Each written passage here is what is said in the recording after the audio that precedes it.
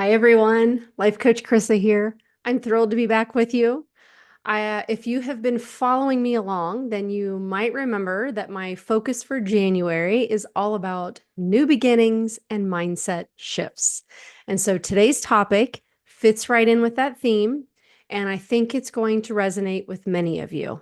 And I'm hoping to put my own unique, special spin on it, okay? Because the last thing you need is just another same old boring achieve your 2025 goals video. Okay. So I'm really going to try to make this unique and a fresh approach for you. Okay. So we're going to talk about goal setting, but not in the same way that you've maybe heard it before. This is going to be a fresh approach that's really designed to help you set some intentional goals that really align with your values and your purpose, while also avoiding this burnout that tends to happen all too often when we feel the pull, this gravitational pull to just quit on our desires, right? So here's a little question to kick things off. What energy are you bringing to your goals? When I used to set, I'm going to say that again because I want to pause and slow down. I have a tendency to talk fast. What energy are you bringing to your goals? I don't think most of us think intentionally and purposely about this. So when I used to set goals, they often came from a place of negativity. I wasn't happy with something, whether it was my health, my physical body, my morning routine, my exercise routine, or some other area of my life. So I would set a goal, I need to fix this. But here's the thing, when we create goals from a low energy place, we set ourselves up to fail. I mean, think about it. When you do your best work, is it when you're feeling inspired and engaged and, dare I even say, happy? Or is it when you're frustrated, impatient, or being critical of yourself? If you're like me and most people, you probably don't thrive in that low energy state, right? I mean, sure, you might be able to push yourself for a while, but it's not sustainable. Willpower will run out. So, this is why I really flipped the script and created goals from a place of love, excitement, and possibility. So, I want to talk about this shift of mine, this shift from surviving to thriving. A few years ago, I started to notice this pattern in my goal setting process. I'd set these ambitious targets for myself only to find myself exhausted and burned out partway through. So I really tried something new. I made a list of 25 things that I wanted to create in my life for that year. I think this would have been 2022.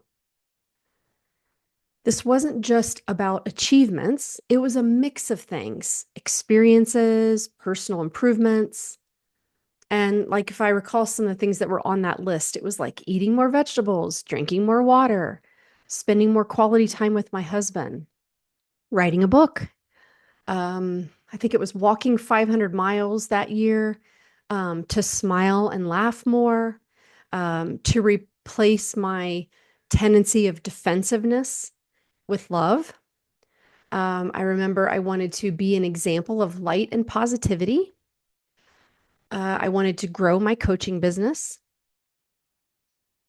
It was really a mix of big and small and professional and personal, which was ideally what you'd want to do. You want to mix all that into one, right? We're not going to separate out personal and professional for the way that I'm speaking of it. I want it to be your life desires, your life ambition, your life goals. So the common thread in all of these goals was that it came from a place of love and possibility and not lack or frustration, right? Because even if you take one of those, the walking 500 miles in a year, Normally, my goals would have been I want to hit this goal weight this year, or lose this many pounds, or drop this many inches. But when I focused on I want to walk 500 miles this year, walking was something that brought me tremendous joy and clarity and peacefulness in my life. And it was also serving the purpose of getting me moving and being healthier. Like, which of those goals is going to be long standing and long lasting in your life, right? To make it a new way of living. The number on the scale, the inches, or doing something that I truly loved that was also healthy for me. And then once I had my list, I went deeper. I asked myself, like, why does this matter to me? How will this enhance my life? Which is how I was able to get those insights of like walking 500 miles this year is going to do all of these things for me, and it's going to enhance my life in these ways, and this is why it matters to me. Let's say one of the things on your list is to drink more water. Why do you want to do that? Why does it matter to you? Well, I want to feel more energized. I want to be more clear-headed during the day. I maybe want to snack less. How will it enhance your life? It's improving my health. It's improving my well-being. Say you want to spend more quality time with your partner. Why does this matter to you? Well, because our relationship is a foundational part of my joy and peace. How will it enhance my life? Well, I'll have more moments of enjoyable connection with this person. So, attaching a meaningful why to each goal created a sense of this excitement and purpose. I wasn't just checking the boxes, I was like building a life that I loved. And then we need to make this transition from the brainstorming phase to action, right?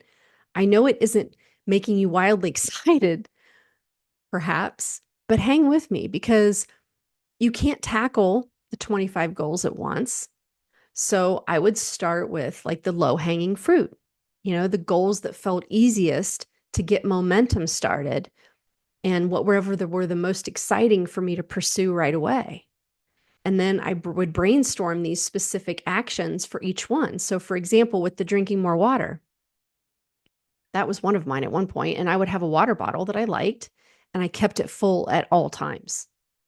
And I would just have these little actions that I would use to infuse that drinking more water throughout my day. Specific little things that I did that became habitual over time. For the one of spending more time with your partner, you can schedule regular outings, right?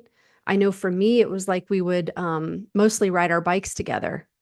But then as time evolved, we found other things to build into that. But it was being intentional about scheduling these outings. So that was something that became habitual over time. So again, you can't take on all of these things at once, but what you'll find is once you start getting momentum in a couple areas of those 25 things that you have, you'll start to notice your desire to start chipping away at some of the others and you'll be feeling better. So you want to go ahead and start focusing on some of those others all at the same time. It's amazing what you truly can focus on when you're in the right state of energy and the right mindset. So, like all these little small actionable steps that I took really made my goals feel more achievable. And I started to see that progress, and my momentum absolutely grew. So, I know that it's very important that you have some tools for staying focused because we have this brain that loves to pursue comfort and easy and what's doesn't require a lot of energy use. And so we do have to have some tools to how to keep ourselves focused. And so along the way, I did lean on some powerful tools that I wanted to share with you. One of them was some books that I read. There were two of them mostly that I can say literally transformed the way my daily habits and routines um, took on a new shape, right? One was Atomic Habits by James Clear, and the other was Tiny Habits by BJ Fogg. And those two books gave me some practical strategies for building new habits that would stick. And I will tell you, I am 2 years in on some of these new habits and routines, and they have stuck. And I love it. right? So those were two books that were very powerful. Um, I did a process of some future and past self letters. So when I would write a letter to my future self, that kept me connected to my long-term vision. And I kept that letter on my phone visual that I could reinforce and read it, of daily to keep me grounded in what I was aiming towards. That version of this future Carissa that I could see that I wanted to become. And then the past self letter really reinforced what I was choosing to let go of. And that helped me stay grounded in knowing that these were things that I was choosing to let go. Another one was a vision board. It was a visual reminder of what I was working towards, right? So I took those 25 things and I made it into a visual and I printed out pictures and stuck them on this board. And I will tell you, the first year I did that, I was kind of I was in a little like a lack of belief that this could be that powerful. But the first year that I did that, I achieved about 90% of what was on there. And it was absolutely shocking to me.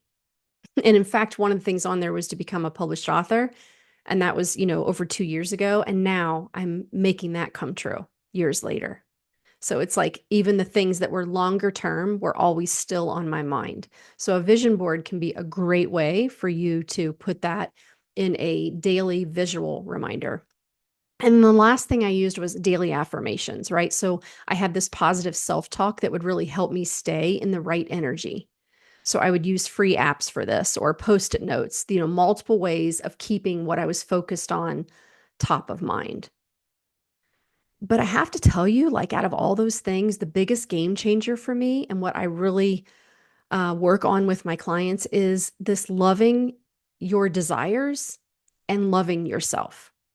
When you approach your goals and desires and aspirations with like self compassion, like everything changes. You're no longer forcing yourself. You are guiding yourself, your future self, with this care and intention. I believe these things can help prevent burnout, right? Because you want to be aware of burnout. Burnout is going to happen when we push too hard without honoring our energy and our needs. And that's why flexibility is really so important in this. I can always leave room for change, knowing that life is unpredictable. This doesn't mean that you're giving up on your goals. It just means that you're adapting them to fit your reality. For example, if you're overwhelmed, focus on just one small step because those consistent small actions over time become habitual and repetitive and they get easier. You can choose not to throw it all away because of a bad day, a bad moment, or a bad month.